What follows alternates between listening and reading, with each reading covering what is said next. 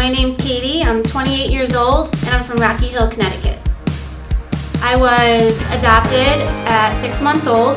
My birth mother didn't know who my father was, so she put me up for adoption, and I ended up being adopted by my parents now. Growing up, they had a wonderful home for me. They were Catholic. I grew up Catholic, and they gave me everything I wanted, but they were really strict, and I didn't really understand that it was a love at the time, and I started rebelling at a young age. I had a hard time in school. I didn't get along with the kids, and I never felt like I belonged, so I looked for my identity in other things. So I started smoking cigarettes and drinking at age 16.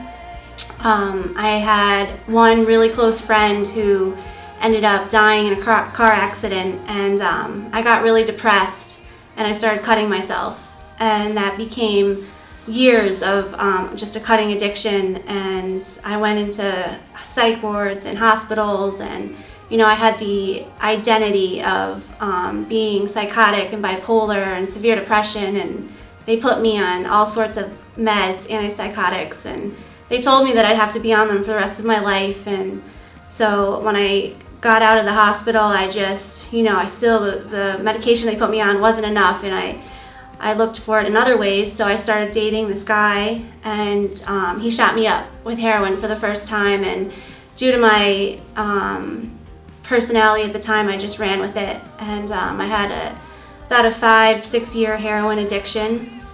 And I ended up losing everything, my apartment, my car, everything. I ended up on the streets in Connecticut, Hartford, Connecticut, and I couldn't support myself anymore, so I started prostituting. And I just had no care for anything, and I just had so much shame and guilt. So I just remember walking on the streets, and the disgusting way that people would look at me and just didn't see any worth in me. And that was really my turning point. I ended up calling my mother. She had been telling me about the Walter Hoving Home, which is affiliated with TeenChallenge, for a couple years, and I just wasn't ready. And I ended up calling her, and she just was praying for me, and was just spiritually just there for me for my whole addiction. And I was just ready, so I called her. I went to detox, and in 2013 I came to the Walter Hoving Home in New York. It's a 12-month program, and I did the program. At 6 months I did the Emerging Leader program, and it's just amazing what God's done in my life. I'm not on any medications today. I'm happy, I'm free.